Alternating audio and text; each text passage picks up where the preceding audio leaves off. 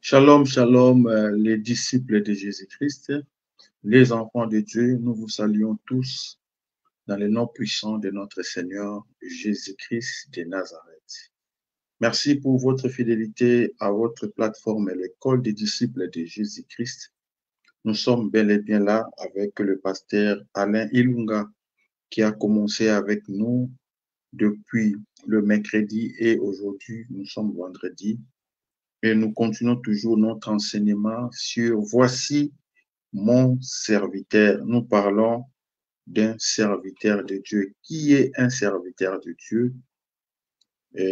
C'est que tout le monde est serviteur de Dieu. Donc, nous continuons avec l'homme de Dieu. Lorsque tu entres, tu partages à quelqu'un pour bénir quelqu'un, pour toute la gloire revienne à notre Dieu. Nous commençons à saluer l'homme de Dieu. Shalom, pasteur Alain. Comment ça va? Ça va bien, pasteur Papi. Nous allons bien par la grâce de Dieu. Et nous croyons encore que ce vendredi, donc ce soir, le Seigneur va encore déverser encore sa grâce. Donc nous allons encore apporter une petite graine. Nous allons contribuer à la construction de la maison de Dieu pour que le peuple de Dieu puisse se bénir. Donc nous saluons aussi tout le peuple de Dieu qui se connecte en ce moment et que le Seigneur vous soit favorable. Ok, nous commençons par une écoute des prières. Je remets la parole à l'homme de Dieu de commencer par une écoute des prières et nous, directement, nous entamons notre enseignement de ce soir. Je remets la parole à l'homme de Dieu. Père de gloire, nous te disons merci parce que tu es le Dieu puissant, le Dieu qui a commencé avec nous depuis le mercredi. Aujourd'hui, nous sommes le vendredi. Nous te rendons gloire pour ta fidélité, pour la grâce que tu nous as apportée. Seigneur, nous disposons ce moment dans ta présence. Que l'Esprit de Dieu puisse nous conduire. Seigneur, touche ma langue, afin que lorsque j'ouvrirai ma bouche, Père de gloire, que j'apporte ta parole. Que le peuple qui nous suit, Seigneur, reçoive leur part. J'annule tout ce qui n'est pas de toi, tout ce qui viendront pour perturber ce moment, tout ce qui est de la distraction, et je rends tout esprit captif à l'obéissance de Christ. Que ta gloire, Seigneur, s'élève, afin que nous te célébrons. Au nom de Jésus-Christ, nous avons ainsi prié. Amen. Amen, amen. Nous prenons nos Bibles, quelque chose pour noter, car ce sont les enseignements. Et ne manquez pas à poser vos questions lorsque vous ne comprenez pas quelque chose. Je remets la parole à l'homme de Dieu. Merci beaucoup, pasteur Papi. Donc, je glorifie les Seigneurs pour la marque de confiance que vous m'avez donnée, de pouvoir participer vraiment à cette émission de l'école des disciples. Et nous croyons par la grâce de Dieu que le peuple de Dieu sera béni, parce que, comme la Bible déclare, un disciple accompli est comme son maître. Un disciple est une personne qui est assise au pied de son maître pour apprendre. De la même façon que le Seigneur Jésus avait choisi les 12 disciples afin de leur apprendre les choses du royaume, leur apporter la parole, afin que eux aussi, ils aillent pour pouvoir répondre cette parole. Et aujourd'hui, donc, nous sommes là pour servir Dieu grâce à l'enseignement des apôtres, grâce à leur parole. Aujourd'hui, nous aussi, nous sommes dans ces champs pour apporter la même parole, afin que d'autres aussi puissent en bénéficier et que le royaume de Dieu puisse avancer. Donc, nous croyons que ce soir, nous allons continuer toujours dans le même thème. Et notre thème, c'est « Voici mon serviteur ». Et comme le pasteur Papi dit toujours, qui est ce serviteur? Qui est ce serviteur fidèle? Qui est ce serviteur dont Dieu est en train de taper la poitrine? Et par la grâce de Dieu, nous avons démontré cela pour démontrer d'abord que le véritable serviteur de Dieu, que le Seigneur lui-même est en train de taper la poitrine, c'est notre Seigneur Jésus-Christ. C'est lui qui est notre modèle parfait. Donc, c'est lui qui est le serviteur qui a accompli le plan parfait de Dieu. C'est lui qui est le serviteur qui a fait la joie du Seigneur. C'est lui qui est le serviteur qui a ramené le salut afin que nous puissions être restaurés. Là où l'homme était tombé, le Seigneur est venu relever l'homme. Là où l'homme était par terre, le Seigneur est venu pour pouvoir nous accorder encore la paix, afin qu'aujourd'hui nous soyons enfants de Dieu. Donc si nous sommes appelés enfants de Dieu aujourd'hui, parce qu'il y a un homme qui a payé les prix. Si nous sommes appelés enfants de Dieu aujourd'hui, parce qu'il y a un homme qui a accepté la souffrance. Si nous sommes enfants de Dieu aujourd'hui, parce qu'il y a un homme qui a accepté l'ignominie, il a accepté le rejet pour que nous puissions être bénis aujourd'hui. Donc, c'est lui qui est le véritable serviteur que le Seigneur lui-même est en train de taper la poitrine. Lorsque le Seigneur présente, il dit, voici mon serviteur, il nous présente l'homme de la grâce. L'homme de la grâce, l'homme qui est venu apporter la paix, l'homme qui est venu apporter l'amour, l'homme qui est venu tout restituer. Donc, c'est lui qui est le Seigneur Jésus. Et nous croyons ce soir, bien-aimé, lorsque tu donnes ta vie au Seigneur, sache-le que le Seigneur ne t'abandonnera pas. Une personne qui donne sa vie au Seigneur, une personne qui croit au Seigneur Jésus comme Seigneur et Sauveur, c'est une personne qui entre dans la famille des enfants de Dieu et le Seigneur dépose sa bénédiction sur sa vie. Donc, c'est lui qui est le serviteur idéal, c'est lui qui est notre maître, c'est lui que Dieu a choisi pour nous apporter la paix et nous apporter, nous apporter le salut. Donc, je vais commencer par l'écriture de Ésaïe, que notre texte de base. Nous sommes dans Ésaïe 42. Ésaïe 42, vous qui nous suivez, donc prenez aussi vos Bibles, comme le pasteur a dit. Ésaïe 42, à partir du verset 1. Je vais les lire. Je trouve l'écriture vite fait.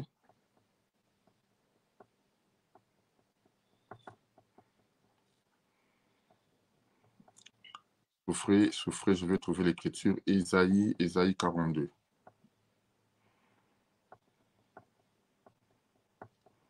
Si le pasteur a trouvé avant moi, il peut lire le temps que moi je suis en train de... Ésaïe 42.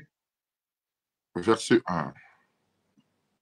Nous lisons la parole au nom de Jésus-Christ. Voici mon serviteur que je soutiendrai, mon Élie en qui mon âme prend plaisir.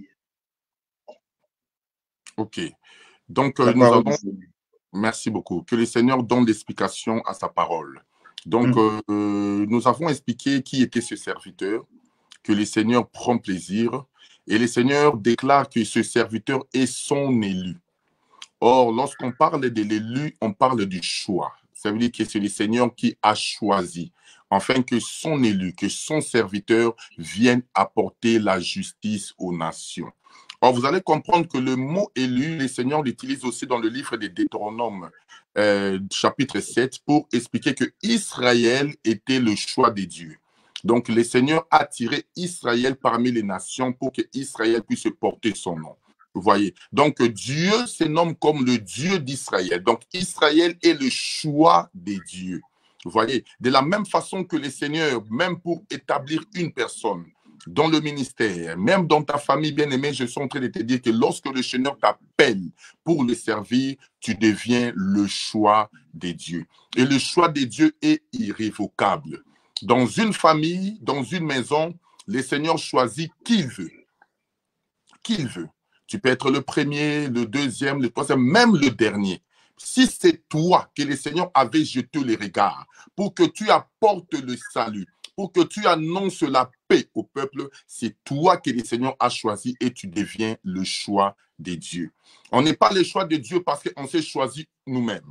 On est le choix de Dieu parce que Dieu a jeté le regard sur nous. On est le choix de Dieu parce que Dieu a vu en nous le cœur, donc un cœur de berger, un cœur repentant. C'est pour cela que le Seigneur nous choisit. Je vais commencer par là pour dire que vous allez remarquer qu'en Israël, il y a eu 2 rois. Le premier roi était Saoul et le deuxième roi était David. Mais Saoul n'était pas le choix de Dieu. Saoul était le choix du peuple. Parce que lorsque le peuple marchait avec Dieu, ils ont vu comment les nations avaient d'autres dieux. Ils sont venus voir Samuel pour dire, écoute, établis sur nous aussi un roi qui marchera devant nous. Mais les enfants d'Israël, ils ont oublié que Dieu lui-même était leur Dieu. Dieu lui-même était leur roi et c'est Dieu lui-même qui marchait devant eux. Mais ils ont voulu copier la façon des nations, la façon dont le peuple marchait. Et le Seigneur a dit à Samuel, écoute, donne-leur un roi, mais ils ne te rejettent pas, mais ils me rejettent moi, Dieu. Parce que le peuple voulait un roi physique. Saoul était le premier roi. Et Samuel est parti, il a oint Saoul comme roi. Je crois dans le livre de 1 Samuel 10, vous allez remarquer cela si vous lisez à la maison. Vous allez voir que la consécration de Saoul, par la consécration de Saoul, elle s'est faite avec une fiole d'huile. Le Seigneur a dit à Samuel, va oindre Saoul, mais quand le prophète est parti, il a pris la fiole d'huile pour oindre Saoul. Lorsqu'on parle de la fiole d'huile, on parle d'une bouteille. Or, vous allez remarquer que la bouteille n'est qu'une fabrication humaine. C'est l'homme qui a fabriqué la bouteille. C'est pour cela que vous allez remarquer que le royaume de Saoul n'a pas pu subsister parce que c'est un royaume qui était choisi par les hommes. Bien, mais quand tu es choisi par les hommes, sache-le que tu ne feras jamais la volonté de Dieu. Quand c'est les hommes qui te choisissent et que ce n'est pas la volonté de Dieu, sache-le que même si tu commences le ministère, tu tomberas parce que Dieu ne te connaît pas. Il faut être le choix de Dieu. La personne que Dieu a déversé l'onction, la personne que Dieu a regardée pour pouvoir exercer dans les sacerdoces. Vous voyez? Donc, l'onction de Saoul déterminait sa royauté. Oh non, je ne sais pas si quelqu'un est en train de me suivre en ce moment. L'onction de Saoul déterminait sa royauté. Une royauté qui ne pouvait pas durer. Pourquoi? Parce que c'était par une bouteille que le prophète avait oint Saoul. Et la différence maintenant entre Saoul et David, vous allez remarquer que le Seigneur dit, j'ai rejeté Saoul.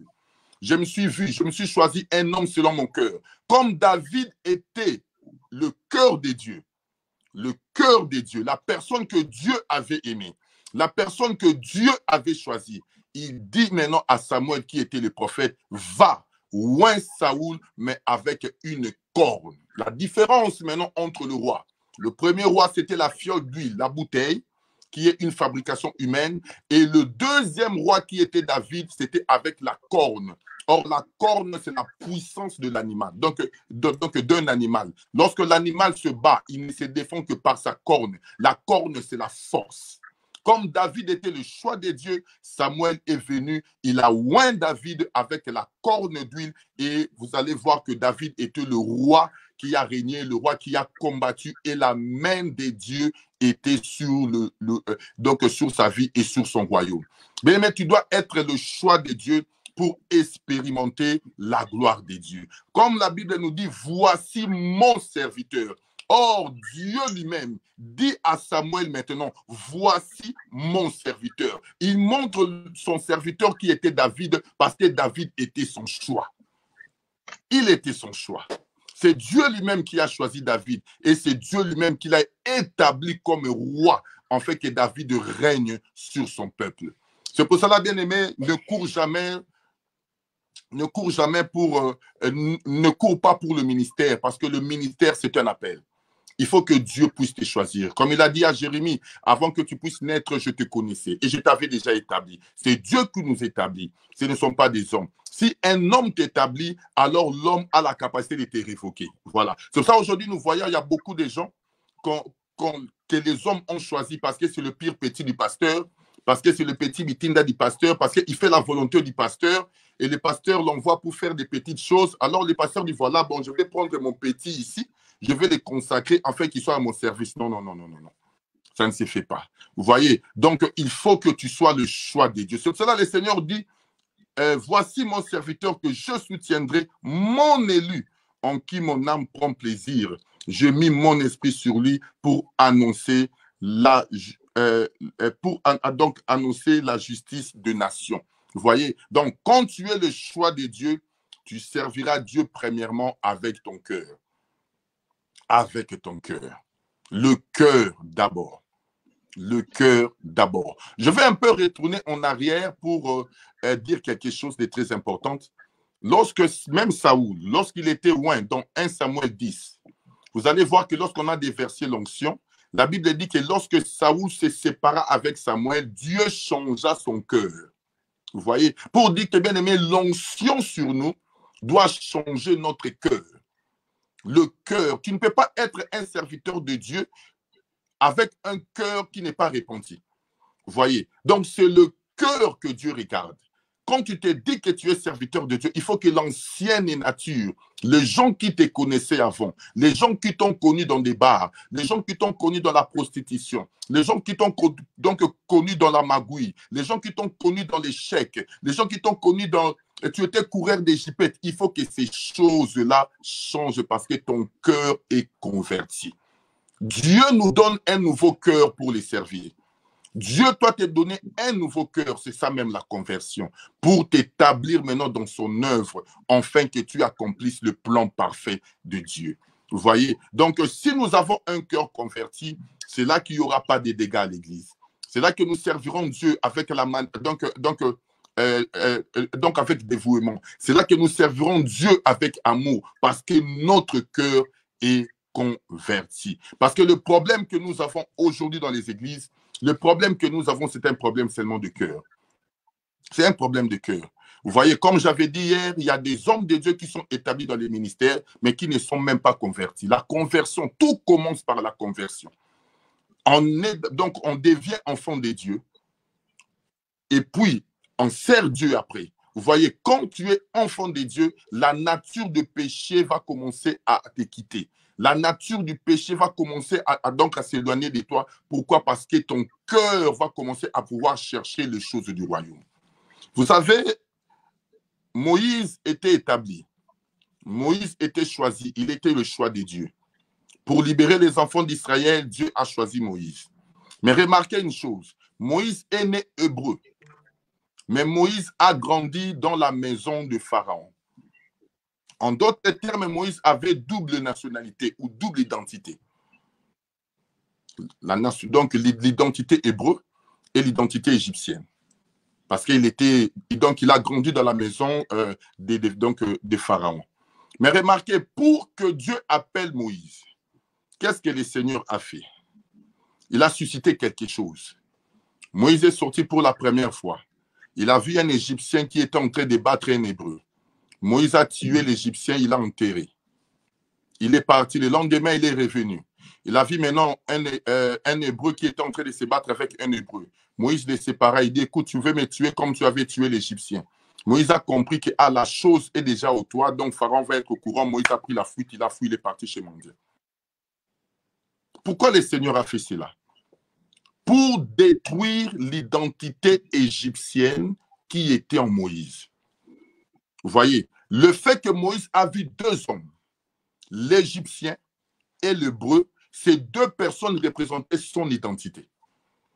Vous voyez, donc Moïse devait tuer l'identité égyptienne. Le fait que Moïse a tué l'Égyptien, il l'a enterré, c'est en d'autres termes, Moïse a tué son propre identité.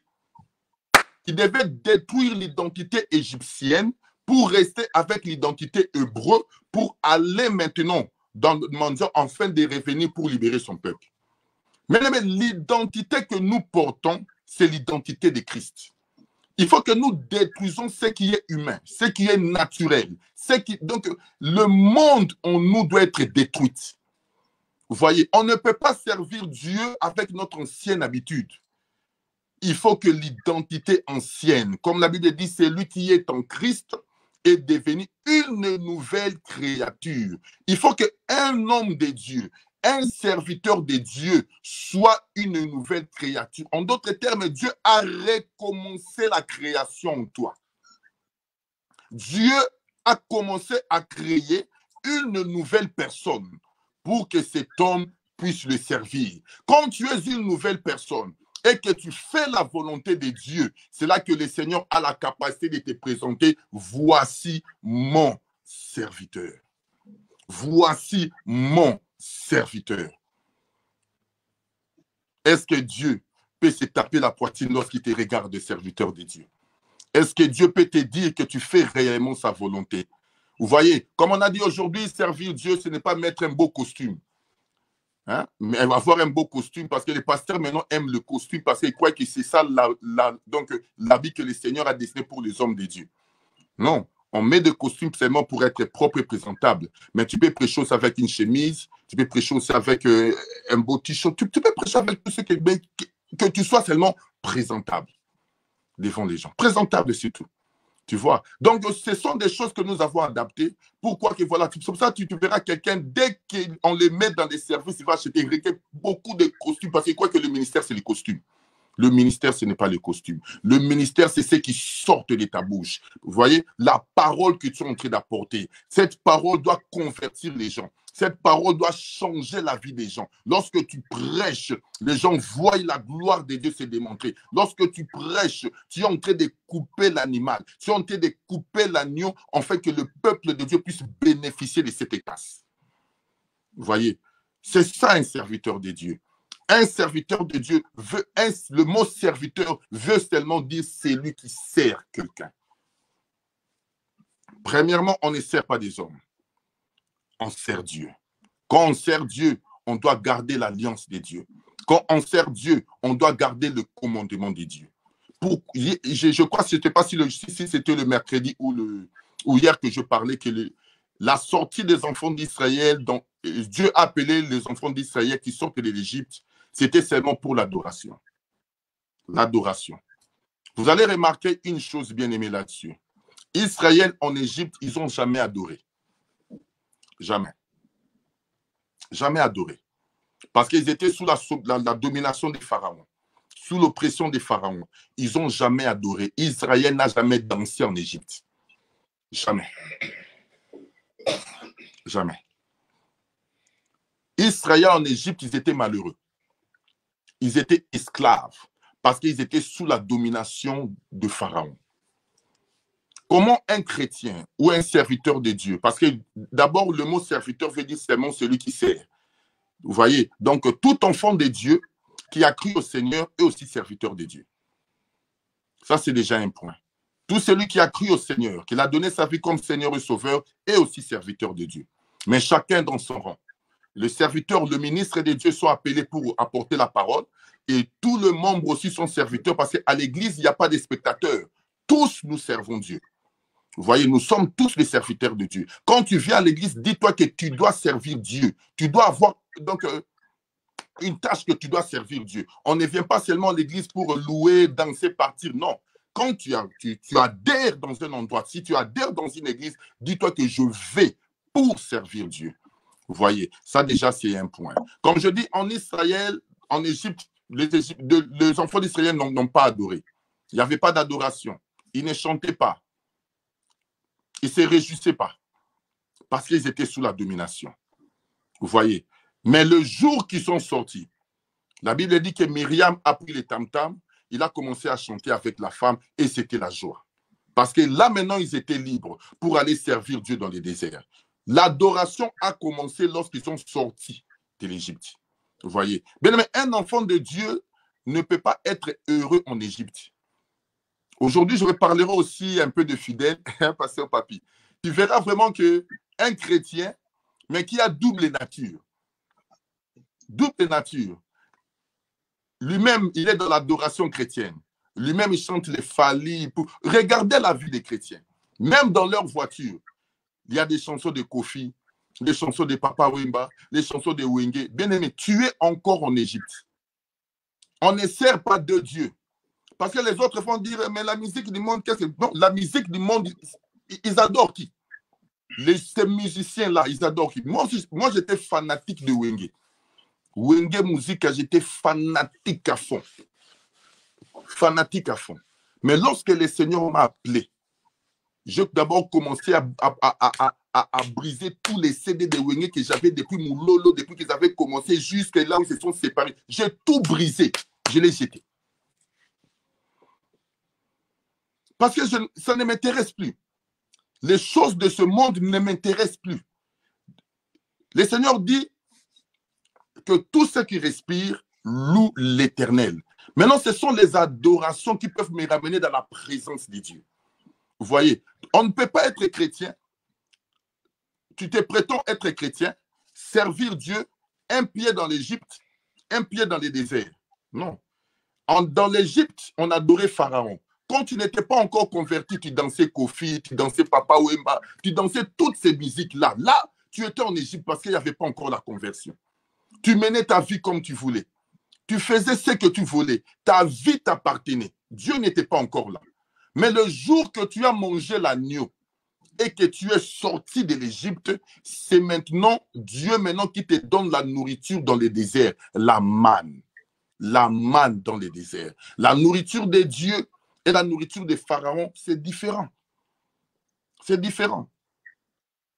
Le problème des enfants d'Israël, s'ils sont morts dans les déserts, parce qu'ils réclamaient encore la nourriture de l'Égypte.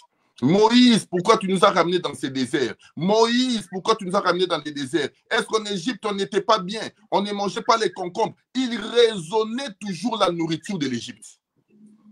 Mais tandis qu'ils avaient la manne devant eux. Mais eux, leur pensée était tournée toujours en Égypte. C'est ça, même aujourd'hui, nous avons des serviteurs de Dieu établis dans des ministères, mais qui sont encore des Égyptiens. Des Égyptiens. Vous voyez? Or, il faut que la nature de l'Égypte, pour servir Dieu, te quitte. Te quitte. C'est ça la conversion. La conversion. Vous voyez? Dieu aura la capacité de nous présenter. Voici mon serviteur. Est-ce que tu fais la volonté de Dieu? Est-ce que tu fais la volonté de Dieu en tant que serviteur de Dieu? Est-ce que Dieu, lorsqu'il te regarde, Dieu peut t'agréer? Dieu peut se taper la poitrine pour se dire, regardez mon serviteur. Il te présente, il te glorifie. Vous voyez? Là, le pasteur Papi a dit quelque chose de très important. Il a parlé de Job. C'est Dieu qui a parlé de Job à Satan. Dieu s'est tapé la poitrine de dire à Satan, as-tu vu mon serviteur Job? C'est Dieu. Dieu s'est inventé. Il t'a dit, as-tu vu? Et Satan lui a dit, écoute, tu me parles de Job. Pourquoi tu me parles de lui? Parce qu'il y a ta main sur sa vie. Il y a une protection. Tu lui as tout donné. C'est pour ça qu'il te sert. Enlève-le seulement ce que tu lui as donné, tu verras s'il te servira encore. Mais Dieu, comme il savait que Job était son serviteur, il faisait sa volonté. Le Seigneur lui a donné l'occasion, il dit, vas-y, touche à tout. Mais son âme ne le touche pas. Mais j'ai toujours dit une chose, il y a beaucoup de combats aussi qui se présentent dans notre vie. Parfois, nous croyons que c'est le diable qui nous combat. Parfois, Dieu peut te faire passer aussi dans des épreuves. Dieu peut permettre aussi à l'ennemi de toucher ce qui t'appartient pour voir réellement si tu resteras debout. Combien de chrétiens ils ont abandonné la foi parce qu'ils ont perdu un travail? Tu avais un beau boulot, tu gagnais l'argent, mais le jour que tu perds le travail, tu dis que Dieu n'est plus avec moi. Dieu peut permettre la tribulation. Dieu peut permettre les épreuves pour regarder si tu resteras debout, si tu continueras à les servir comme tu les servais avant. Dieu peut permettre que ton église puisse être vidée. Pasteur, tu as eu 100 membres, 1000 membres, un jour comme ça, tu te réveilles comme ça, tous les membres donc sont partis. Qu'est-ce que tu vas faire? Moi, j'ai eu aussi ces problèmes. L'église était pousse. Il y a un jour comme ça, il y a un problème, l'église pousse, les membres se dispersent, ils partent. J'ai dit, Seigneur, comment ils peuvent partir? Toi, tu m'as appelé. Alors, je vais fermer. Le Seigneur m'a dit, est-ce que tu sers les gens ou tu me sers moi? Je n'ai pas fermé l'église parce qu'il y a les gens qui étaient partis. J'ai continué à prier Dieu avec mes enfants. Les chaises étaient vides, j'ai mis ma caméra, je prêche, je bombarde l'enseignement. Dieu peut te tenter pour voir si réellement tu vas rester debout. Dieu peut faire des choses dans ta vie pour voir réellement si tu resteras debout à pouvoir les servir. Dieu a tenté, il a permis que le diable touche à tout ce qui appartenait à Job, ce qui faisait son honneur. Dieu a permis qu'il soit touché. Même son propre corps, Dieu a permis qu'il puisse être malade. Mais cet homme est resté intègre. Intègre malgré la situation, l'intégrité avec Dieu. Ce ne sont pas les choses de ce monde qui peuvent nous identifier, qui peuvent faire de nous des serviteurs de Dieu. C'est Dieu lui-même qui nous établit par rapport à sa puissance et à sa force. Dieu peut s'inventer de nous lorsqu'il regarde ta vie. Il regarde ta force, il regarde la façon dont tu les sers. Dieu peut te glorifier. Dieu peut te glorifier. Le Seigneur dit ceci dans le livre de Ésaïe 42. Il dit, mon serviteur, je le soutiendrai. Je le soutiendrai.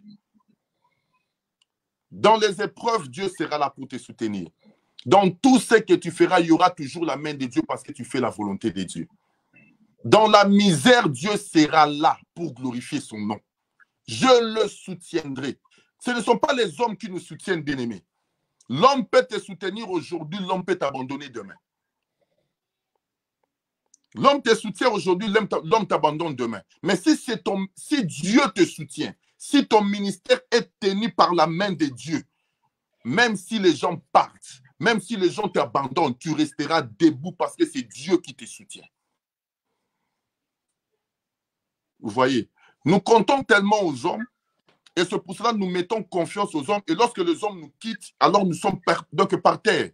Et nous commençons à pleurer, Seigneur, Seigneur, c'est parce que nous n'avons pas compté sur notre Dieu. Il a dit, mon serviteur, je le soutiendrai. Je le soutiendrai. C'est Dieu qui nous soutient. Faisons l'œuvre avec amour, bien-aimé.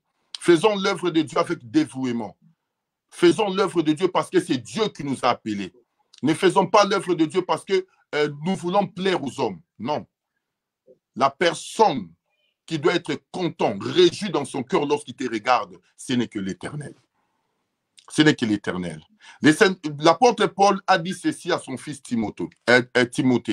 Il a dit, veille sur ton enseignement. Veille sur ton enseignement. En fait que ton enseignement te sauve toi-même et sauve ceux qui t'écoutent. Nous ne prêchons d'abord pas pour plaire aux gens. Lorsque tu prépares ta prédication, toi, serviteur de Dieu, tu ne les prépares d'abord pas pour que les gens t'acclament, pour que les gens se mettent debout ou soulèvent les chaises. D'abord, lorsque nous préparons l'enseignement, c'est pour que l'enseignement que nous préparons nous sauve aussi d'abord nous-mêmes. Tu ne peux pas prêcher des choses que toi-même tu ne pratiques pas. Tu ne peux pas dire aux gens de faire des choses que toi-même tu n'es pas censé de faire. Nous sommes des modèles, de miroirs que Dieu a mis pour que le peuple regarde. Si ton comportement, ta façon de vivre choque les fidèles, sache-le que ils insulteront ton Dieu par rapport à ta vie. Combien de vidéos nous n'avons pas vues aujourd'hui de la nudité des hommes de Dieu? Hein, pasteur Papi? Combien de vidéos donc on ne t'a pas envoyé de la nudité des hommes de Dieu? De la nudité d'un homme, bien la nudité d'un homme de Dieu. On dit un homme de Dieu.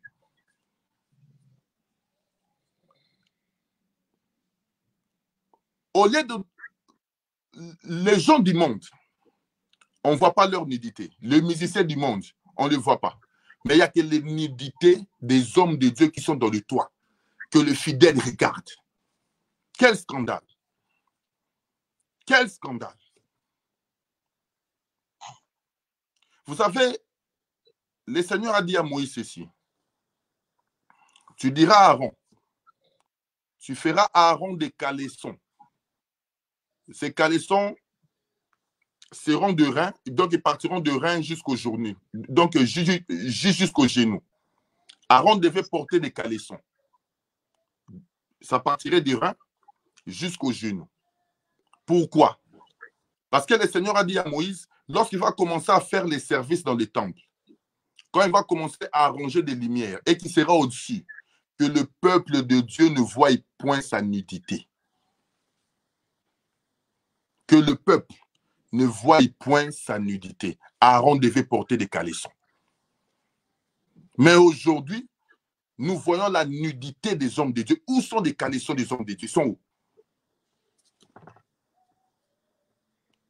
Dieu avait tout bien, mais tout est prévu, tout est écrit dans la parole de Dieu. Tout est écrit. Il faut seulement sonder les Écritures, prier Dieu, en fait, que le Seigneur te révèle ce qui est caché. Dieu avait interdit aux enfants d'Israël de voir la nudité d'un sacrificateur. Alors, pour que le sacrificateur ne fasse pas voir sa nudité, le sacrificateur doit porter des caleçons. Mais nous sommes censés apporter la vraie parole de Dieu. C'est pour cela que j'avais dit, aujourd'hui, beaucoup de fidèles sont restés dans leur maison à cause de ces choses-là. Dès qu'ils voient un scandale, un serviteur de Dieu attrapé, ils se disent, regardez vos églises, regardez les serviteurs de Dieu, regardez. Et on le met au toit. Et maintenant, les gens disent, mais qu'est-ce que je vais aller faire dans ces églises-là? Qu'est-ce que je vais aller chercher là-bas? Beaucoup restent dans leur maison. Beaucoup restent dans leur maison. Tu es établi pasteur, mais dans ton église, tu as 3-4 concubines. J'étais une fois donc, à l'église en train de prêcher. J'ai vu, il y a une maman, je tais le nom de ses serviteurs. Elle est venue me parler de son mari, son mari était serviteur de Dieu. Lorsqu'il me racontait des choses, il dit, papa, cet homme-là commençait à sortir avec des filles à l'église comme Kofi Olomide marchait avec ses danseuses dans une voiture. Et la gloire de Dieu était partie. Comment voulez-vous que les enfants, les gens qui nous regardent, puissent apprécier ce que nous faisons? C'est pour ça que nous avons du mal aujourd'hui à attirer les fidèles vers nous, des vrais fidèles, des vrais enfants de Dieu. Nous avons du mal à le faire. Parce que nous sommes des serviteurs de Dieu. Nous portons l'image de Christ. Nous portons l'image de Jésus-Christ et notre Maître. Si Dieu pouvait se frapper la poitrine pour présenter Jésus-Christ, pour dire que voici mon serviteur, il annoncera la justice aux nations. Il a fait ma volonté. À combien plus forte raison, Dieu aussi doit se frapper la poitrine pour nous, les serviteurs qu'il a choisis. Hier, je parlais des eunuques. Je dis qu'un eunuque doit être castré pour garder la femme du roi. Parce que le roi devait savoir que tous les enfants qui devaient naître dans sa cour, c'était ses enfants. Le roi devait être confiant. On n'aimait pas un eunuque qui n'est pas castré afin de pouvoir garder la femme et les enfants du roi.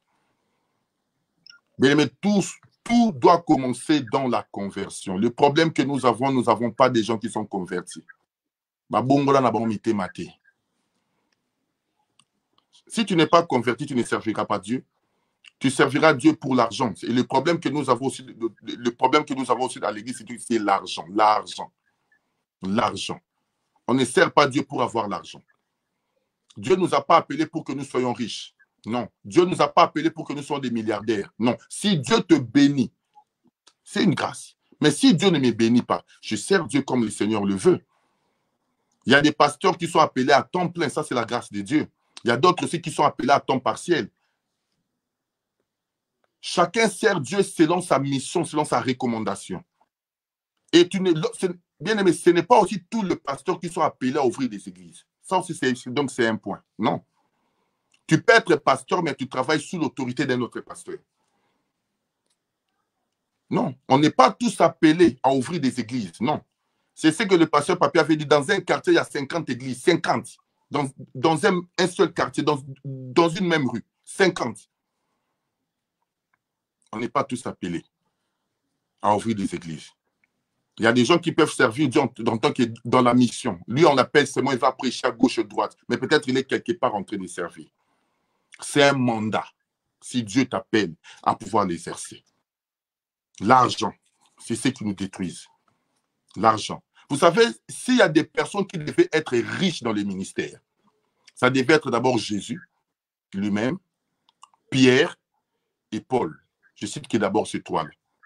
S'il y a des gens qui devaient être riches dans les ministères, parce que le miracle que Jésus a fait, le miracle de Pierre, le miracle de Paul, ces gens devaient avoir beaucoup d'argent. Beaucoup d'argent. Mais lorsque Jésus guérissait une personne, il s'est caché. Il se disait, écoutez, non. Pierre pareil, Paul pareil.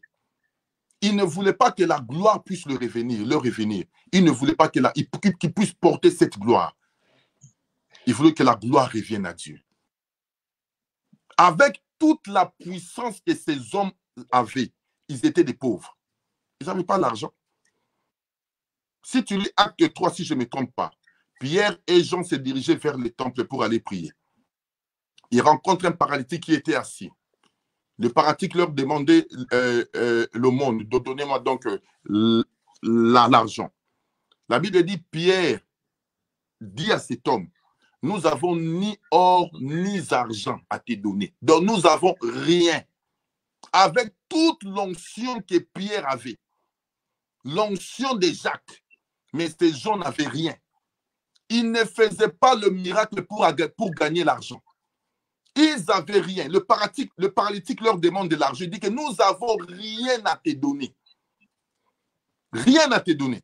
Mais ce que nous avons, nous te le donnons. Au nom de Jésus, lève-toi et marche.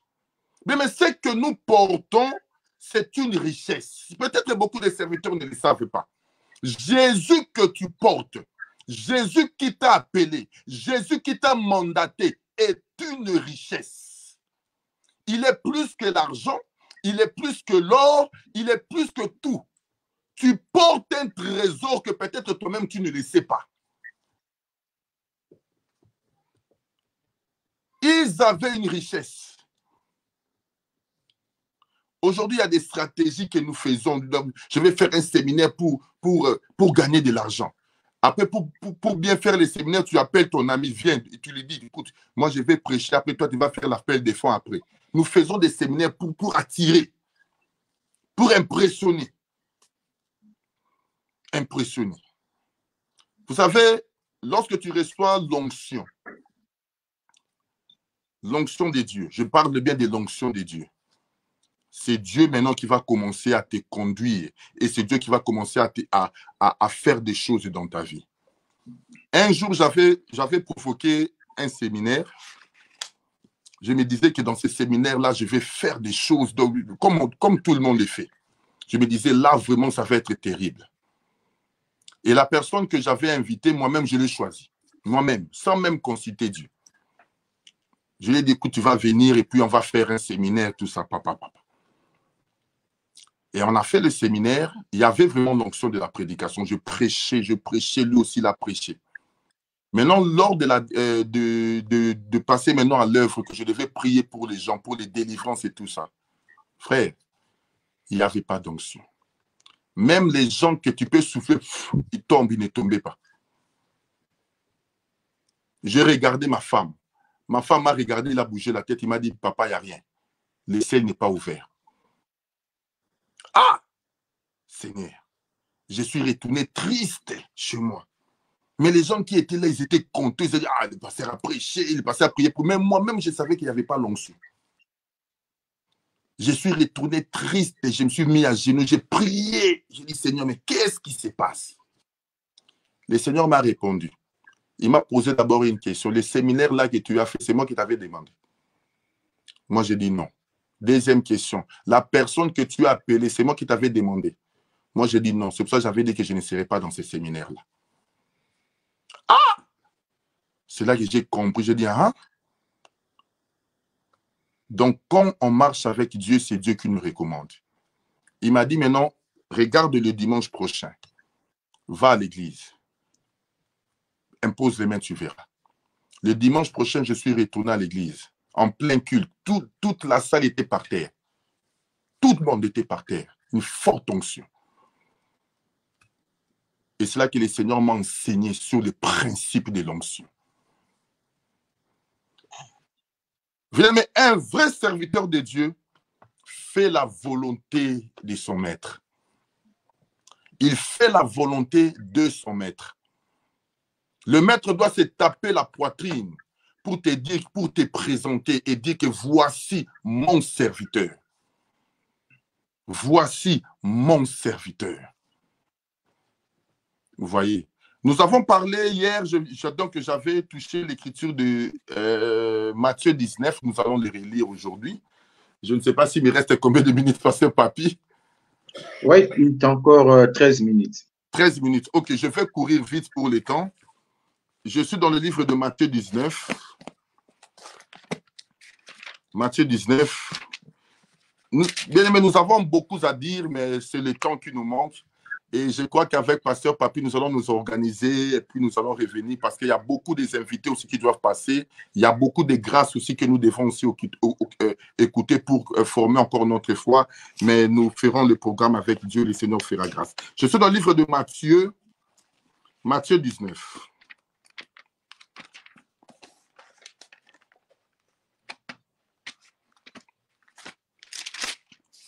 Matthieu 19.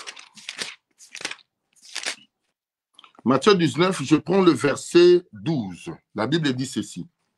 Car il y a des eunuques qui les sont de le ventre de leur mère. Le Seigneur donne les caractéristiques d'un eunuque. Il y a des eunuques qui sont nés, car il y a des eunuques qui le sont dès le ventre de leur mère. Cela détermine le choix de Dieu dans la vie d'une personne. Comme dans la Bible, comme dans le livre de Jérémie, je t'ai choisi, je t'ai élu avant que tu sois né. Donc, tu vois, avant que tu sois dans le ventre de ta mère, je t'avais déjà consacré et je t'avais déjà établi. Les eunuques qui les sont déjà depuis l'éternité. Dieu nous a choisis depuis l'éternité pour le servir. Ça, c'est le premier point des eunuques. Il dit maintenant encore, il y en a qui les sont devenus par eux-mêmes. Donc, toi-même, tu te lèves le matin et tu te dis qu'aujourd'hui, je deviens serviteur de Dieu. Il y en a beaucoup. Parce qu'il est en train de voir l'autre en train de servir Dieu. Alors, il s'est dit, voilà, comme ça devient maintenant un business. Donc, lui, il gagne de l'argent, lui, il voyage, il fait des voyages par-ci, par-là. Moi aussi, je vais devenir serviteur de Dieu. Il s'est autoproclamé serviteur de Dieu. Lui-même, il n'a jamais eu l'appel. Dieu ne l'a jamais appelé. Il n'y a personne qui l'a établi. Il est devenu serviteur de Dieu par lui-même. Vous voyez? Et quand ces gens-là, qui sont devenus serviteurs de Dieu par eux-mêmes, font des scandales, c'est là qu'aujourd'hui, l'Église est bafouée par leurs mauvaises œuvres. Parce que si tu n'es pas appelé, si tu n'es pas choisi, mais que tu le veuilles ou pas, tu feras des scandales parce que Dieu n'est pas avec toi. Parce que Dieu n'est pas avec toi. Mais quand tu es le choix de Dieu, tu feras que la volonté de Dieu. Dieu se tapera la poitrine pour se dire que c'est mon serviteur. Saoul a été rejeté parce qu'il a désobéi à la voix de Dieu.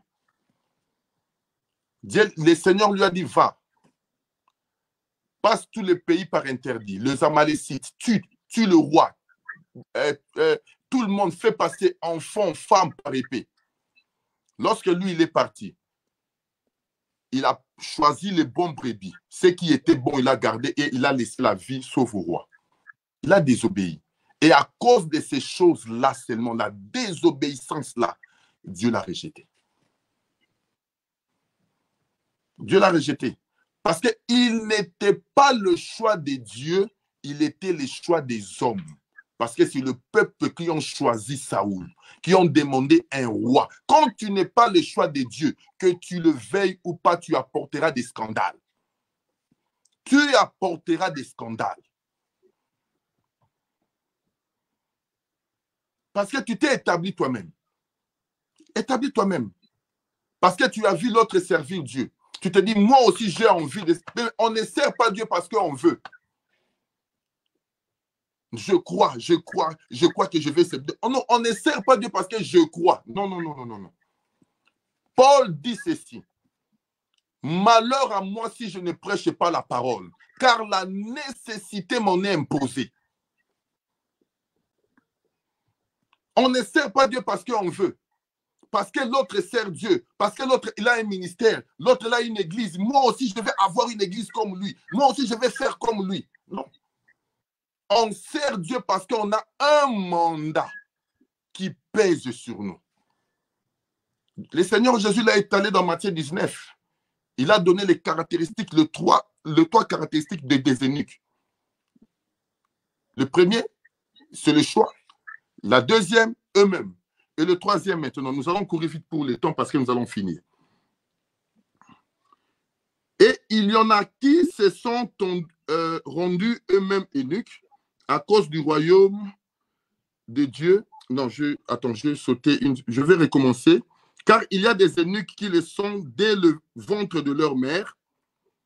Il y en a qui le sont devenus par les hommes. Et il y en a qui se sont rendus eux-mêmes eunuques à cause du royaume de Dieu. Il y a d'autres qui sont eunuques par les hommes, comme j'avais dit. Donc, tu n'es pas établi. Dieu ne t'a pas appelé, mais peut-être ton pasteur a vu que tu es peut-être un pire petit, tu fais bien sa volonté, il t'envoie, lui-même, le pasteur, Dieu ne l'a pas dit. Lui-même dit, écoute, je vais prendre ces petits-là, comme il m'obéit bien, je vais l'établir dans le ministère, afin qu'il soit mon petit. Donc, je vais commencer à l'envoyer pour qu'il fasse ma volonté. Vous voyez? Et il y a beaucoup de gens qui sont établis comme ça dans les ministères. Frère, même si ton pasteur te dit que je vais t'établir serviteur, est-ce que toi-même, tu as reçu la recommandation de Dieu que Dieu t'a appelé?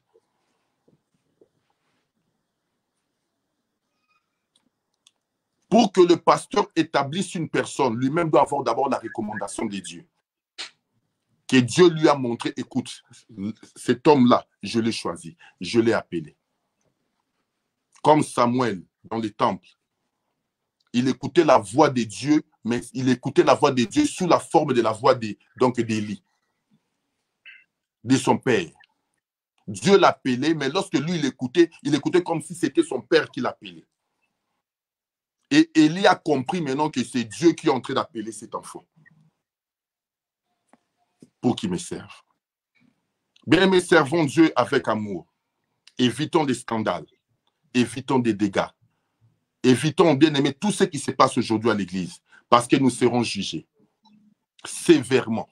Dieu te jugera par rapport aux âmes qu'il a mis devant toi, par rapport à ce que tu fais. Tu peux gagner aujourd'hui de l'argent. Tu peux faire tout ce que tu veux, mais sache qu'un jour, nous passerons dans le tribunal de Christ. Et tu seras obligé de rendre compte devant Dieu des âmes que toi, tu es en train de détruire. C'est la chose que nous oublions. Qu'après cette vie, il y a encore une autre vie qui nous attend. Le Seigneur revient bientôt. Jésus-Christ revient bientôt. Servons-le avec amour, afin que le peuple de Dieu voie réellement que nous sommes ses serviteurs. Et que le Seigneur, lorsqu'il est dans son trône, le Seigneur nous regarde et le Seigneur nous apprécie. Voilà ce que je pouvais dire par rapport à mon intervention aujourd'hui. Donc, je ne sais pas, Pasteur Papi, s'il y a des questions. Donc, il nous reste, je crois, 4 minutes ou 5 minutes. Voilà, donc... Ok, aujourd'hui, tu as parlé de beaucoup de choses. Voilà. J'ai tout presque noté, la corne, l'amour, servir, adorer, un chrétien double nature, l'Égypte, la richesse, l'onction, l'énigme et l'établissement du ministère. Quand tu parles, je note tout. Voilà. Tu as parlé de beaucoup de choses.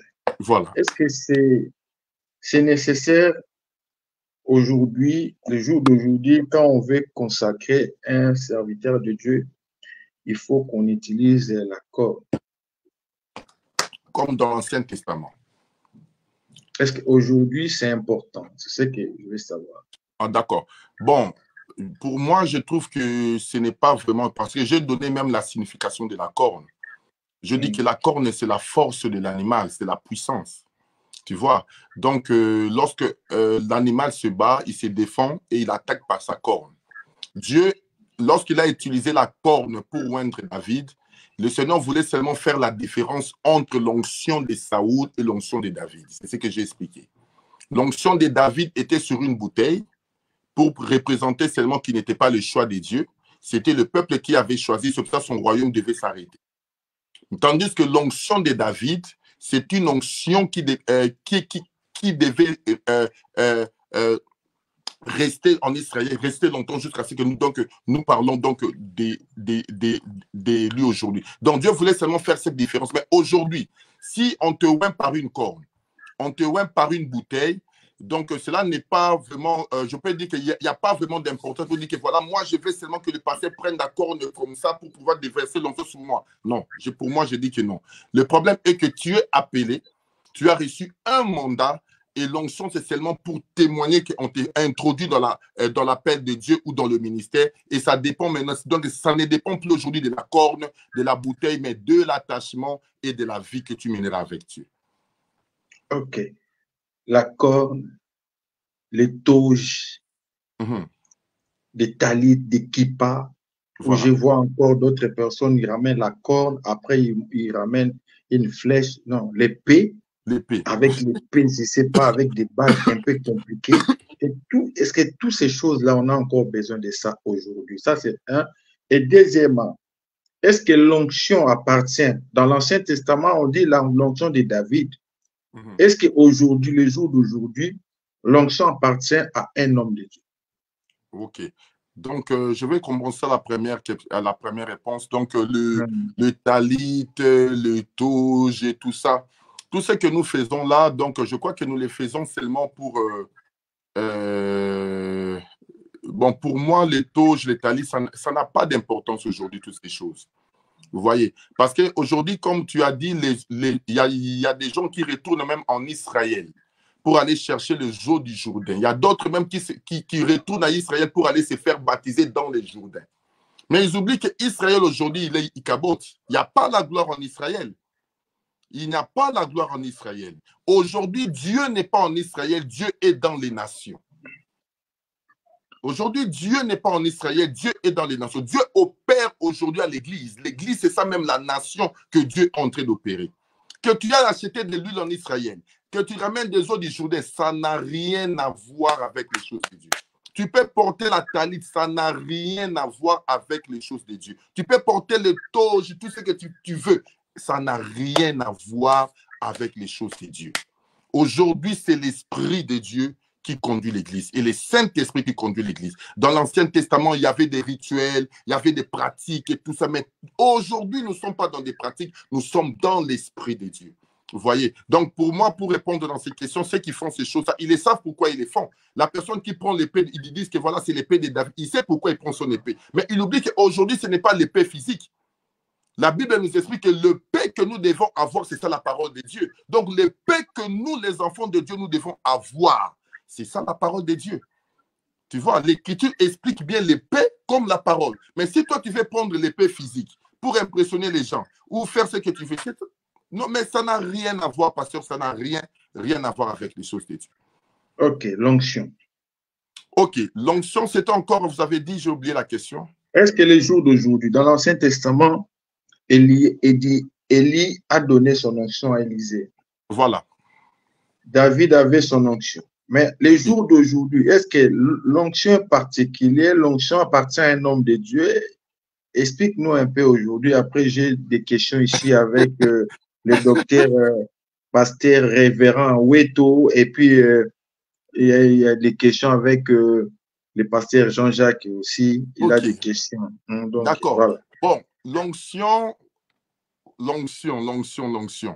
Vous savez, lorsque déjà on explique l'onction, l'onction c'est une capacité surnaturelle que Dieu déverse à un homme pour accomplir une œuvre.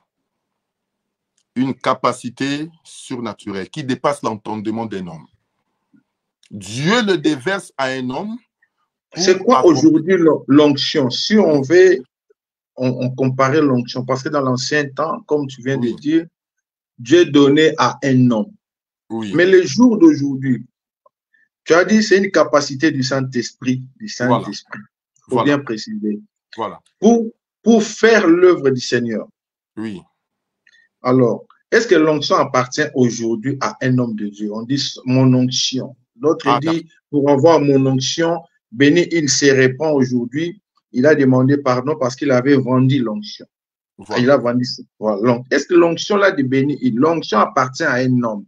Voilà. C'est ce que moi je veux savoir. Ok, ça va. Donc, je voulais préciser une chose. L'onction n'appartient pas à un homme parce que la personne qui déverse l'onction, c'est Dieu. Premièrement déjà. Je parle de moi-même. Moi, je n'ai pas reçu l'onction d'un homme. J'ai reçu l'onction de Dieu lui-même. Dieu lui-même m'a visité, il a déposé cette capacité dans ma vie. Tu auras des problèmes avec ton pasteur. Tu auras des problèmes avec ton pasteur. Non, je n'aurai pas, les problèmes avec... Dire, tu es sorti avec encore le pasteur là. Tu es sorti avec mon onction. Mon onction. Si ce n'était pas mon onction. Le pasteur m'a encadré. Le pasteur m'a encadré, mais ce n'est pas le pasteur qui a déversé l'onction sur moi. Ça, c'est déjà le premier point. L'onction, c'est Dieu qui les déverse dans une personne pour une mission. Parce que l'onction a beaucoup de choses qui cachent là-dedans. Vous voyez? Donc, ça veut dire que lorsqu'on parle de mon onction, si la personne parle de mon onction, donc je ne crois pas qu'il dit que ce n'est pas l'onction de Dieu. Donc, il est dit pourquoi? Parce qu'il a reçu cette onction de Dieu, mais il ne l'a pas reçue d'un homme. C'est pour cela que tu as touché Benny Hills ici. Lorsque Benny Hill venait prêcher ici, beaucoup de pasteurs allaient là-bas pour recevoir l'onction. Beaucoup. Ils allaient là-bas. Est-ce que tous les pasteurs qui sont partis chez Benny, est-ce qu'ils opèrent comme Benny Hills? Jamais. Parce qu'ils n'ont pas l'onction de Benny Hills. Parce que l'onction de Benny Hills, c'est à lui que Dieu a déversé.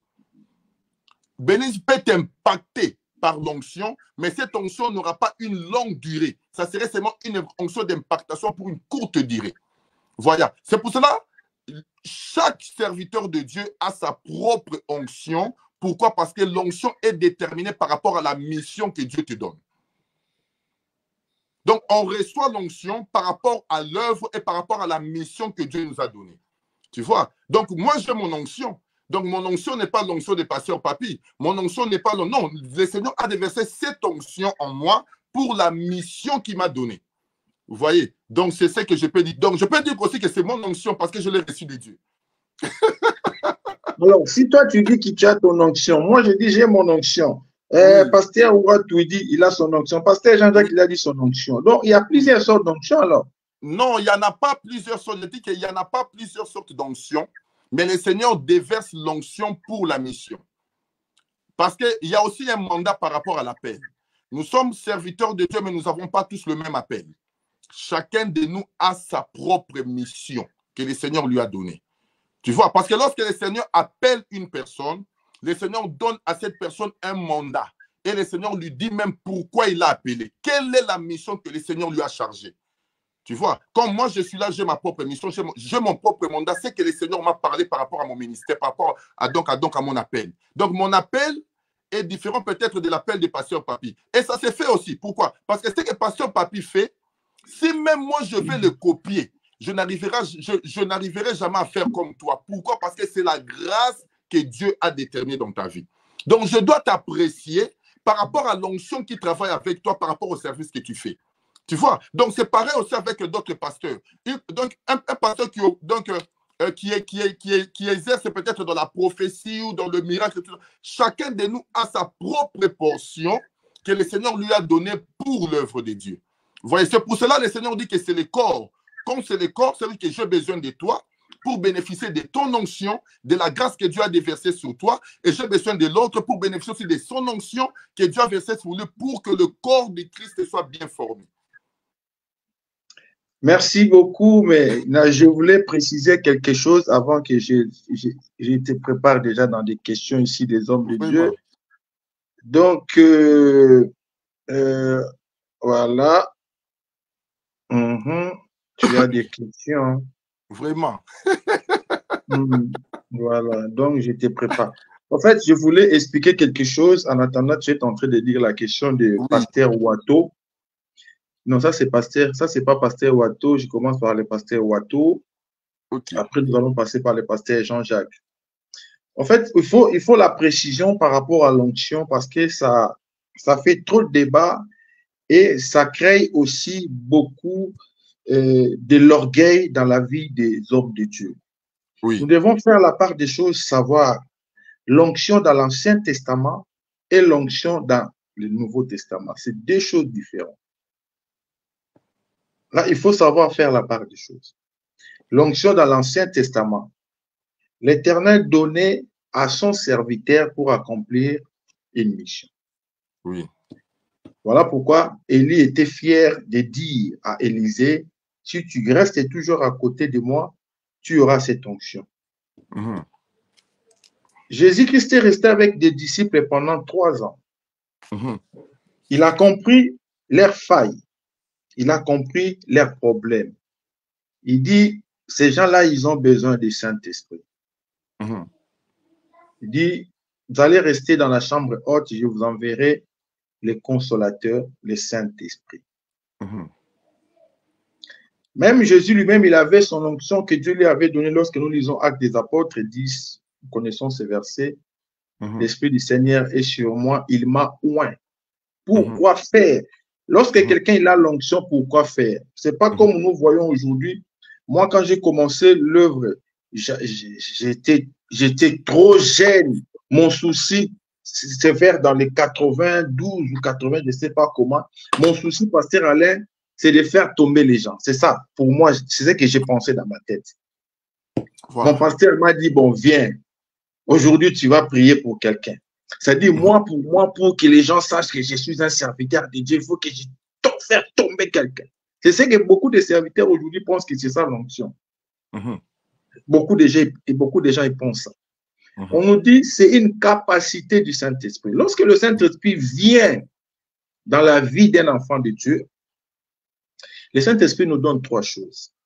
Mhm. Ces trois choses n'est pas à nous.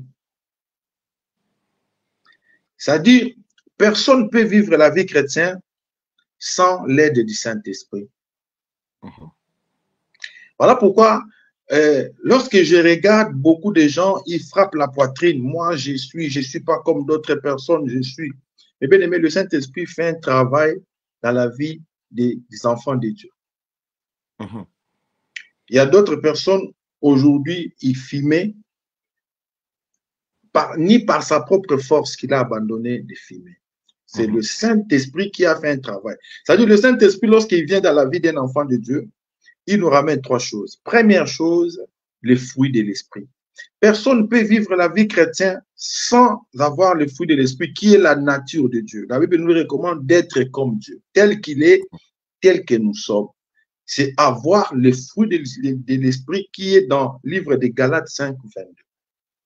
C'est-à-dire, pour vivre la vie chrétienne, il faut avoir la maîtrise de soi. Il faut avoir le fruit de l'esprit, l'amour, la patience, la bonté, la douceur, la maîtrise de soi.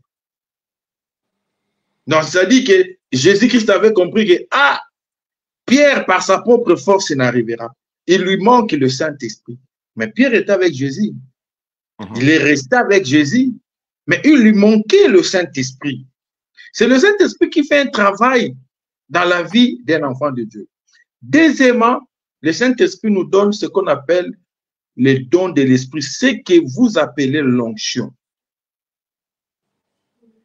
Les dons de l'Esprit, c'est une capacité. Donc, tu ne peux pas servir l'Éternel si tu n'as pas les dons de l'Esprit. C'est une capacité du Saint-Esprit. La Bible dit aspirer. C'est comme des logistiques. Un soldat, quand il va à l'armée, on va lui donner ses moyens. Tous ces moyens-là, on sait que l'ennemi, il est ici. Ils ont des ordinateurs, tous ces choses. Nous, on a des dons. C'est ça qu'on appelle l'onction. Les capacités là, les dons de l'esprit. Donc, le pasteur a les dons de l'esprit. Pouf, il prie pour quelqu'un, il y a le miracle. Pouf, quelqu'un, il tombe. Et se manifeste comment? Lorsque les moments, on va lire ça. L'onction, on ne va pas dire que je dors avec, je me réveille avec, moi, c'est mon onction. Non, l'onction se manifeste lorsqu'un besoin se présente. C'est alors que le Saint-Esprit pourvoit à ce moment l'onction de guérison.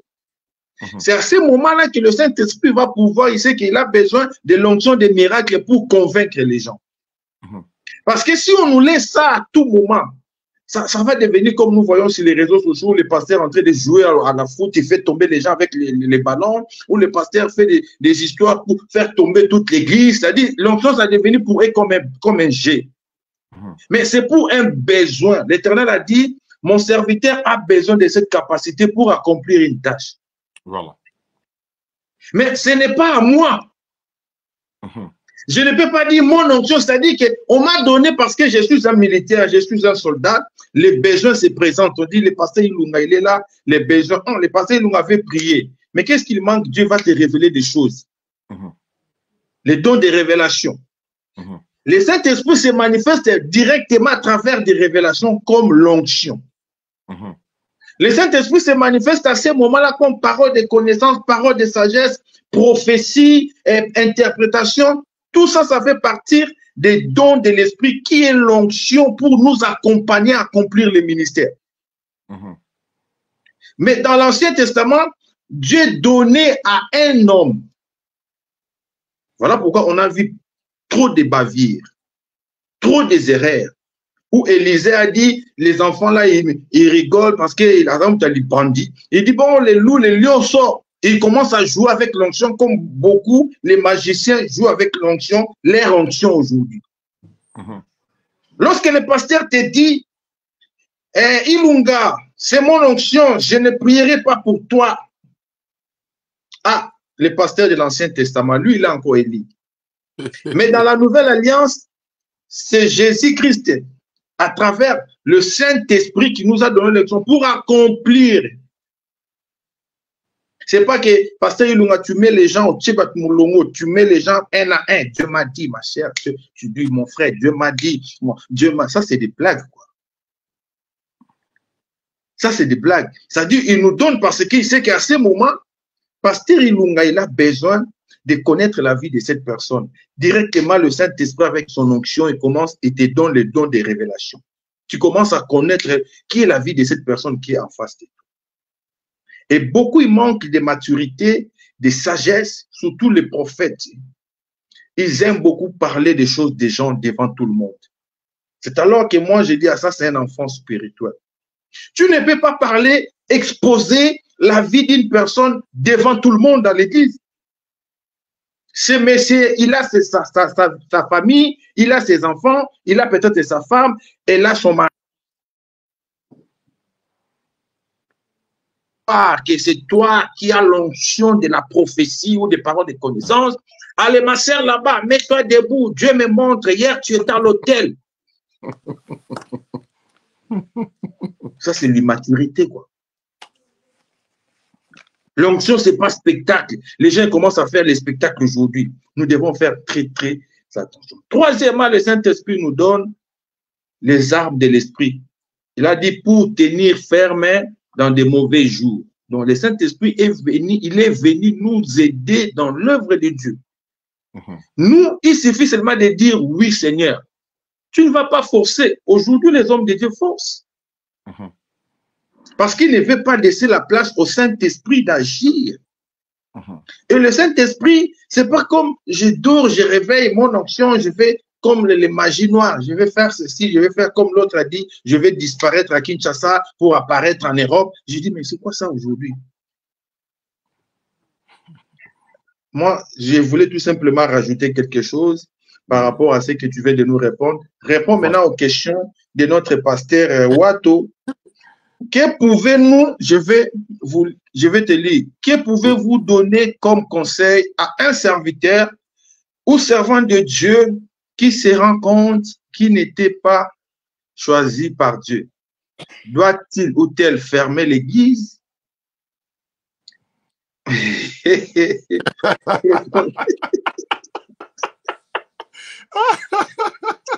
Pasteur Wato, appelle-moi. Là, le pasteur, vraiment, il a bombardé. Ah là là, pasteur Wato. Appelle-moi, même demain, appelle-moi, pasteur Wato. Le pasteur a tellement bombardé que, bon, je peux dire une chose. Réponds, bon, hein. Oui. Quelqu'un qui s'est rendu compte qu'il n'était pas vraiment appelé par Dieu. Il s'est fait s'auto-proclamer.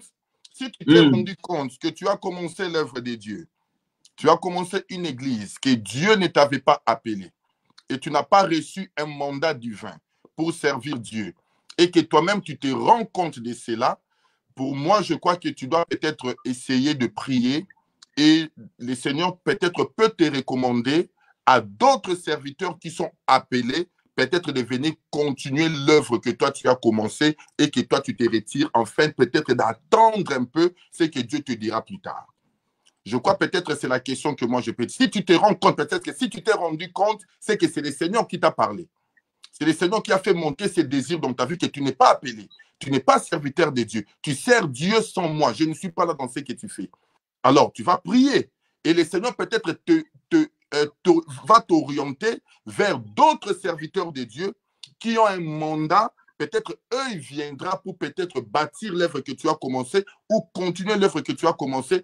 Donc, peut-être donc en attendant que Dieu, peut-être s'il parlera encore de toi, là je ne sais pas, mais je crois que c'est ce qu'un vrai enfant de Dieu doit faire.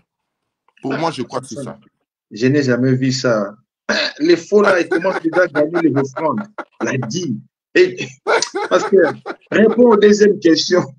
Une précision, révérend, Dieu peut appeler quelqu'un lui-même ne se rendre pas compte, comme était le cas des jeunes Samuel. Comment ça, Dieu appelle quelqu'un, il ne se rend pas compte? Oui, donc Dieu peut appeler quelqu'un comme Samuel, parce que Samuel, quand on l'avait appelé, il n'était pas conscient. Il n'avait pas encore la maturité. C'est pour cela, lorsque Dieu l'appelait, il parlait à la voix d'Élie. Donc, je crois que Dieu l'a appelé au moins 3 fois.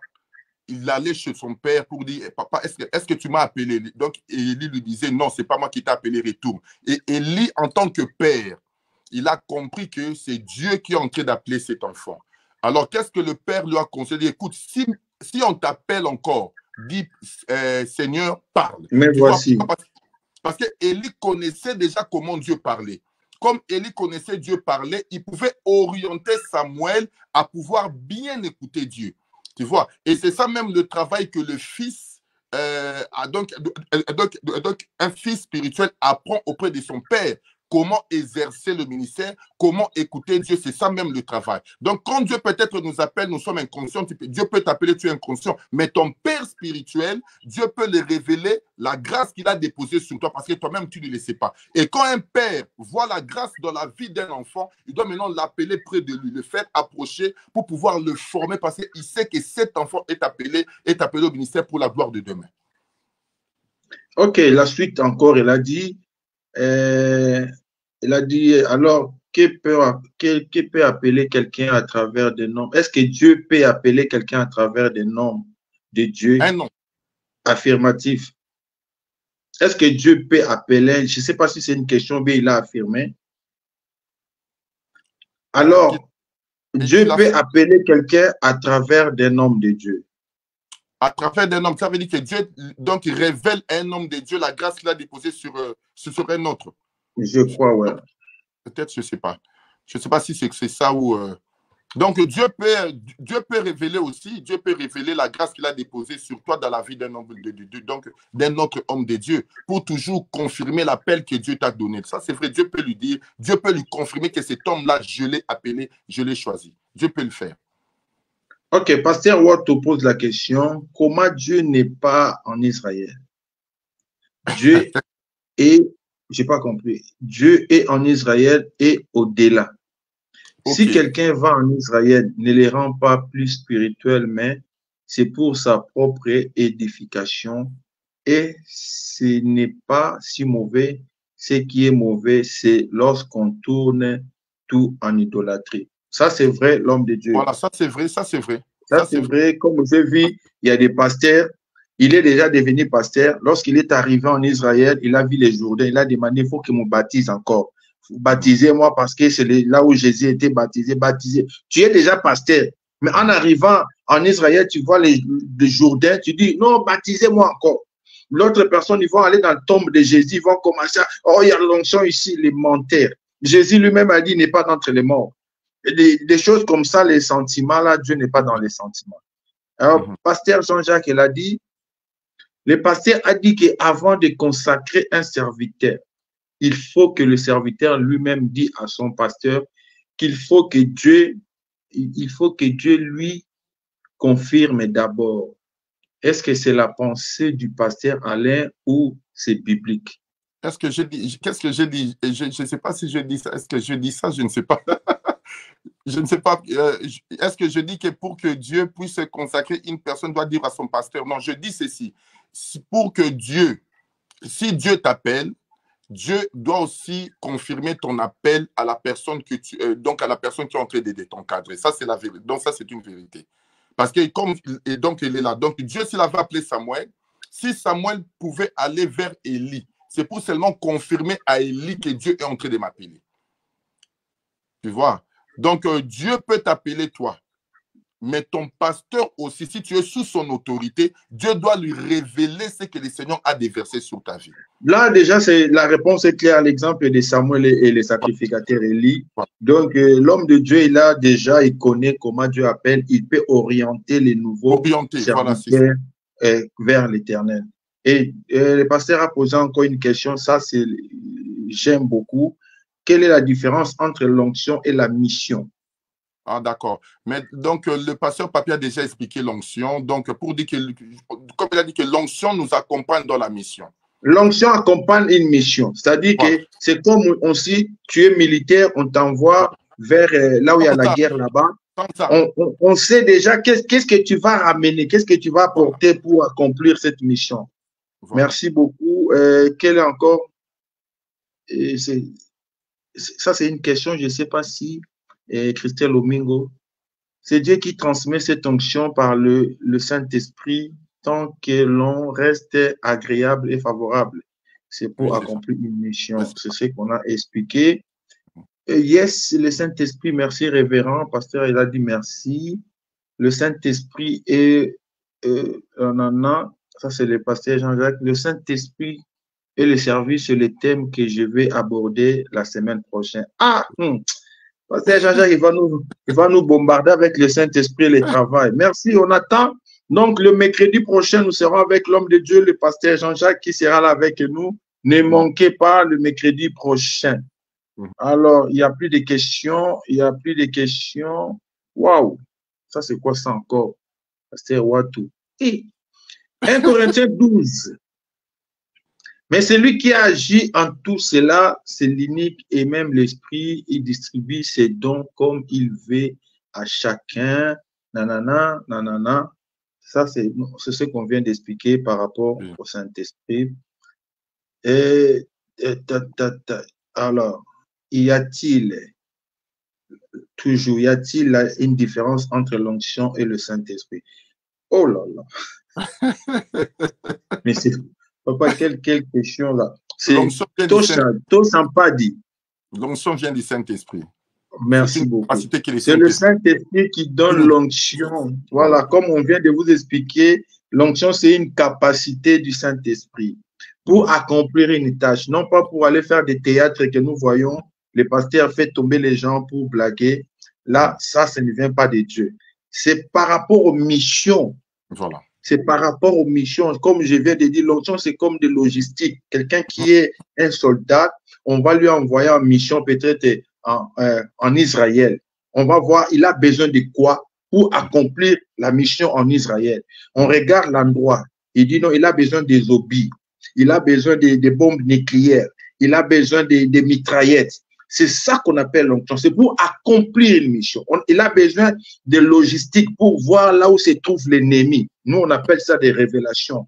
C'est-à-dire, Dieu te révèle la vie d'une personne. C'est-à-dire, on est presque pareil qu'avec les soldats. C'est-à-dire, ce n'est pas quelque chose qui nous appartient, que nous dormons avec, nous nous réveillons avec. C'est-à-dire, je commence à dire mon onction, donne 1000 €, je te donne mon onction. Si je te demande ça, ne me donnez pas. Ne me donnez pas. L'onction, on ne joue pas avec le Saint-Esprit. Oh, c'est mon onction. Il y a des pasteurs, surtout nos vieux prophètes là. Souvent, je ne sais pas s'il faut qu'ils retournent encore à l'école pour étudier encore, c'est important. Tu vas voir, il y a un vieux là, tu le respectes, vraiment, tu dis, c'est les vieux, les pasteurs. Mais quand tu dis, mais qu'est-ce qu'il est tenté de nous dire? Et il ne sait pas faire la comparaison entre l'Ancien Testament et le Nouveau Testament. Nous devons faire cette différence. Dieu donnait la vision dans l'Ancien Testament à ses serviteurs.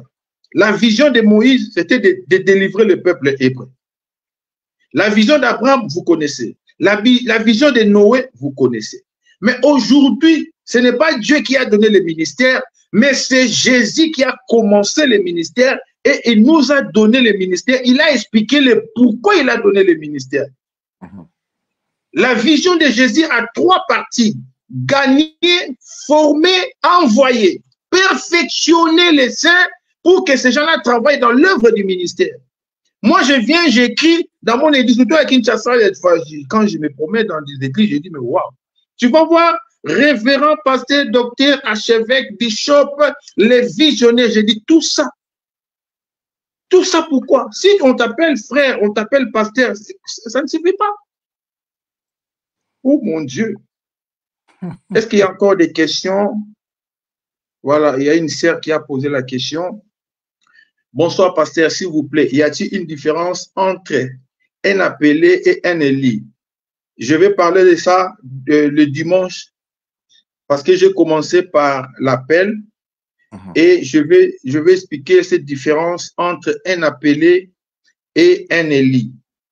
Donc, je parlais pour épargner mon frère, il est fatigué, laissez-le tranquille. Moi, donc, comme j'ai commencé avec l'appel, les dimanches, voilà, je vais expliquer la différence entre un appelé et un élu. Voilà. Dans le livre de Romains 8:30, et vous allez comprendre tout ce que tu viens de demander. Donc, dimanche prochain, à 11h, ne manquez pas, maman Anne, je vais expliquer ça. Voilà. Et il y a encore des questions. Oh là là. Pasteur Wato. Onction, revêtement du Saint-Esprit. Merci beaucoup. Tu vois, ça c'est clair. Revêtement du Saint-Esprit. Merci, Pasteur Wato. Ça c'est une participation. Voilà. Revêtement du Saint-Esprit. Est-ce que dans l'Ancien Testament, maintenant, on pose la question, est-ce que le Saint-Esprit manifestait dans l'Ancien Testament? Oui, mais le Saint-Esprit a commencé depuis l'Ancien Testament. Hein. Même 1 Pierre 10 nous le dit. Alors, qui a distribué le Saint-Esprit? Qui a maintenant donné le Saint-Esprit aux gens? Voilà, parce qu'en l'Ancien Testament, Dieu, c'est Dieu qui agissait. Donc, l'Esprit venait pour un but, pour un service. Donc, il y avait que 3 catégories de gens qui avaient l'Esprit de Dieu, le roi, le prophète et les sacrificateurs. Donc, c'est eux qui opéraient dans l'onction. Donc, c'était la discrimination. Voilà la discrimination. Et maintenant, nous avons eu la grâce que dans le Nouveau Testament, Dieu a déversé l'onction sur tout croyant. Donc, ce qui était caché que dans les sacrificateurs, dans les prophètes et dans le roi, aujourd'hui, nous tous, nous recevons cette onction. C'est pour cela qu'on nous appelle un royaume des sacrificateurs. Donc, un sacrificateur ne peut pas exercer sans l'onction. Donc, le jour que tu as accepté le Seigneur Jésus, le jour que tu as donné ta vie au Seigneur, le Saint-Esprit est venu habiter en toi. Donc, tu as reçu déjà l'Esprit de Dieu en toi. Merci beaucoup, l'homme de Dieu. Je crois que nous sommes à la fin pour ce soir. Tu vas encore revenir parce que c'est toi-même, tu as vu hein, l'ambiance. Tu vois, c'est quelque chose. On a beaucoup de choses à dire. Voilà, j'aime beaucoup. On va s'organiser. Voilà, j'aime beaucoup Pasteur Alain. Et la semaine prochaine, ne manquez pas, nous serons avec l'homme de Dieu Jean-Jacques qui sera avec nous, qui va encore nous enseigner la parole du Seigneur. Et merci, toi qui nous as suivis. Que Dieu souvent, surtout bénisse son serviteur parce qu'il s'est sacrifié, il avait des choses à faire. Voilà. Mais il s'est quand même sacrifié pour nous donner la parole de Dieu. Que Dieu bénisse ton ministère. Sois patient, l'homme de Dieu. Tu as la chose de Dieu. N'envie pas le ministère que vous voyez beaucoup sur les réseaux sociaux. Et le ministère, c'est Dieu lui-même. Comme toi-même, tu as dit, à un moment, Dieu est en train de nous faire passer par les épreuves. Voilà. Il y a un moment, tu viens comme ça, il n'y a personne. Voilà. À l'église, tu vas abandonner le ministère comme beaucoup, ils ont abandonné. Je vis à les amis, ils sont retournés dans le monde, oui. Donc, on a réclamé ici par mon frère. Lui, c'est mon grand frère. Il est en Belgique, Enzo. Il a dit, est-ce que le pasteur allait pas revenir? Tu vois, c'est pas moi, les gens ils réclament. Donc, il va revenir. Nous allons encore fixer le rendez-vous. Donc, si tu as aimé le pasteur, ce que tu as fait, tu n'as qu'à bénir l'homme de Dieu, à bénir, pourquoi pas, des paroles qui va lui motiver encore dans le ministère. Et nous allons nous organiser. L'homme de Dieu va encore revenir. Sur ce, je vais remettre la parole à l'homme de Dieu de clôturer par une courte prière. Et après, je vais remercier les hommes de Dieu qui nous ont suivis encore ce soir.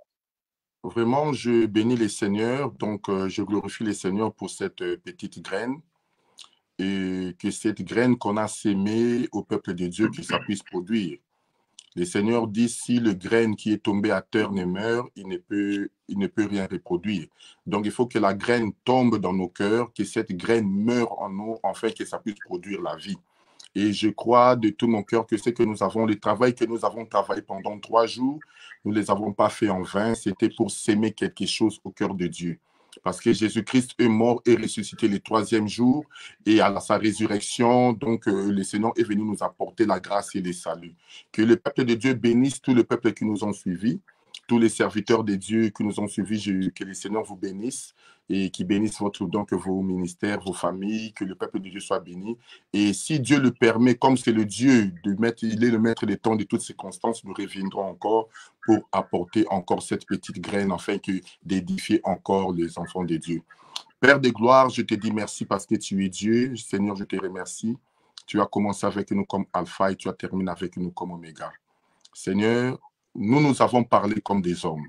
Parfois, nous avons manqué de mots. Mais Seigneur, toi, sème cette graine dans le cœur du peuple de Dieu. En fait, que Seigneur, que ça leur apporte la vie et que ça leur amène jusqu'à la vie éternelle. Seigneur, je bénis ton peuple ce soir. Je bénis Pasteur Papi, sa famille, son ministère. Je bénis tout le peuple qui nous ont suivis. Seigneur, continue encore à nous utiliser, afin que, Seigneur, ta gloire puisse se démontrer.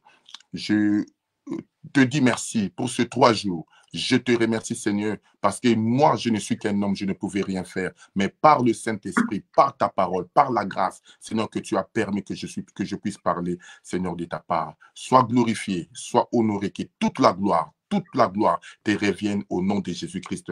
Nous avons ainsi prié. Amen. Amen, amen. Que Dieu te bénisse, l'homme de Dieu. Mettez de cœur pour notre pasteur Alain Ilunga et que Dieu vous bénisse abondamment. Je salue la présence des pasteurs, docteur, pasteur, révérend Wato. Que Dieu te bénisse. Je bénis le pasteur Jean-Jacques. Que Dieu bénisse ta présence. Merci beaucoup, l'homme de Dieu. Et maman Estre la Capaille, je crois elle est aux États-Unis si je ne me trompe pas. Et Esther Lomingo, Nathalie, que Dieu vous bénisse. Mérode, Niki Bolenge, Tosha, Lydia. Après, je vais bénir les hommes de Dieu qui sont là aujourd'hui, qui sont là pour suivre notre pasteur Alain, qui vient de nous parler de la part du Seigneur, pasteur Clément Mukendi, depuis Nantes, soit béni l'homme de Dieu. Pasteur Roger Lukunku, depuis Belgique, soit béni l'homme de Dieu, mon frère. Lui, c'est la famille. Pasteur Remba, depuis Irlande.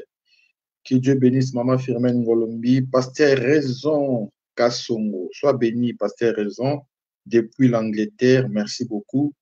Pasteur Jean Molière, oh mon frère, que Dieu te bénisse. Pasteur Odon Elwanga, béni, que Dieu te bénisse, mon frère. Dans le nom de Jésus, Pasteur Yolande Kangai, sois béni. Pasteur Dadi Chuba, mon avocat et mon ami, que Dieu te bénisse abondamment. Prophète John Nguizane, révérend Anthony Mobejo, merci beaucoup, les patriarches. Pasteur Boris Ngolombi, que Dieu te bénisse abondamment. Pasteur Arsène, depuis Canada. Papa José Familia Suisse, depuis Lausanne. Sois béni, l'homme de Dieu. Merci beaucoup pour ta présence. Pasteur Roland, depuis l'Angleterre. Pasteur Béni Tsamboulouye, mon ami, que Dieu te bénisse. Pasteur Papi Badjengila, sois béni dans le nom de Jésus, Mapoko. Que Dieu te bénisse. Pasteur Julienne Michigaro, depuis Bujumbura, que Dieu te bénisse.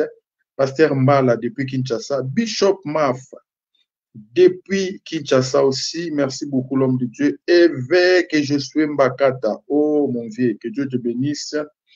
Évangéliste Freddy Mayala, mon ami, depuis l'Afrique du Sud. Bishop Jimmy Leta, notre enseignant professeur. Bientôt, tu vas encore nous enseigner. Sois béni depuis Kinshasa. Bishop Jimmy Leta. Pasteur Jean-Jacques Boubou Izoma. Merci. La semaine prochaine, tu es avec nous. Pasteur Jean-Miguel Télémac. Que Dieu te bénisse abondamment. Et Pasteur Jean Bruno de Brazzaville. Que Dieu te bénisse. Pasteur Diana, merci. Sois béni pour ta présence, ainsi que tous les serviteurs de Dieu qui nous ont suivis aujourd'hui. Et si j'ai manqué les noms, pardonnez-moi. Donc, il y a tellement beaucoup de noms. Que Dieu vous bénisse abondamment. Maman Irsile Makumbani, Pakangoma, sois béni dans le nom de Jésus-Christ. Ah, Maman Estrella Kapalai au Canada. Merci pour la précision de la servante de Dieu. Soyez bénis dans le nom de Jésus-Christ de Nazareth. Merci beaucoup, Christelle Omingo. Amen. Amen. Merci, Pasteur Papi. Balouti, soyez abondamment bénis. Bonne nuit à vous tous. Ne manquez pas notre programme de ce dimanche à partir de 11h. Et nous allons partager cette image, partager à 100, à 200, à 300 personnes. Que l'Éternel se souvienne de vous. Pasteur Wato, appelle-moi même demain, si c'est possible. Que Dieu vous bénisse au nom de Jésus-Christ. Bonne soirée et que la main de Dieu soit avec vous et bye bye.